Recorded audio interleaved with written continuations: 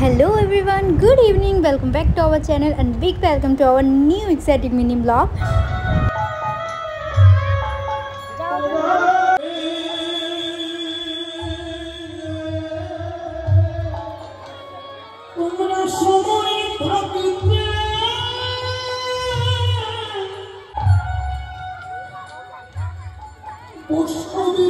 চলো আজ তোমাদের নিয়ে চলে এসেছি কীর্তনে। আর এই কীর্তনটা সাধারণত গ্রামগঞ্জের দিকে প্রতি বছর বৈশাখ মাসে 3 দিনের জন্য 24 প্রহর ধরে চলে। ভীষণ এনজয় হয়, গ্রামগঞ্জে বেশিরভাগ এটা দেখা যায়। তবে এমনটা না যে শহরে হয় না, শহরেও হয়, কিন্তু গ্রামগঞ্জের দিকে বৈশাখ মাসে হয়ে থাকে এটা।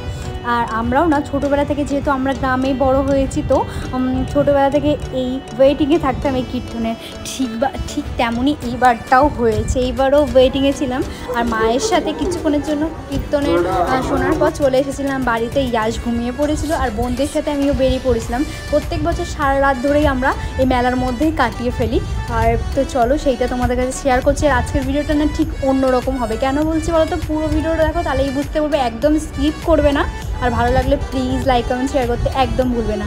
হিন্দু মতামত অনুসারে না একটা জিনিস খুবই প্রচলিত আছে যে মৃত্যুর সঙ্গেও নাকি আমরা জীবিত অবস্থায় কিছু একটা নিয়ে নিলে সেইটা নাকি মৃত্যুর পর পর্যন্তও যায়। তো সেই জন্যই আর কি আমার অনেক দিনের ড্রিম যে আমি এইটা নেব। তো চলো কী নিচ্ছি তোমাদের সামনে শেয়ার করব। দেখো এই যে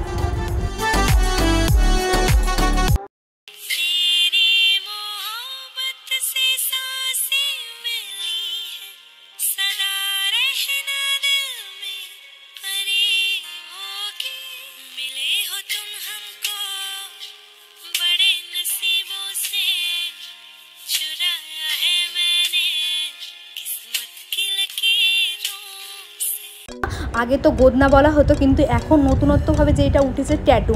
তো চলো আজকে আমিও ঠিক নিয়ে নিয়েছিলাম, অনেক দিনের ইচ্ছে ছিল। আর আমিও ঠিক ওনার নামটা নেব ভেবেছিলাম। তো চলো, ওনাকে এতটা ভালোবাসি যে ওনার জন্য একটু ব্যথা তো সহ্য করাই যায়। সত্যি বলছি, প্রথমবার নিচ্ছি এটা বলবো না, তবে এর আগেও একবার নিয়েছিলাম।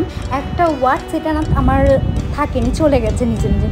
তো ফাইনালি আমি আবারও নিচ্ছি ট্যাটু। আর এইটা আমি যেহেতু হিন্দু রীতি অনুসারে চলে, but I don't believe this, তাও আমি নিচ্ছি। এটা আমার শখ পূরণের জন্য বলতে পারো। তো যাই হোক, খুবই খুশি হচ্ছিলাম মন থেকে। আর তারপরে একটুখানি খাওয়া দাওয়া করে নিয়েছিলাম। আর আজকের ভিডিওটা এখানেই এন্ড করছি। ভালো লাগলে প্লিজ লাইক কমেন্ট শেয়ার করতে একদম বলবে না। টাটা।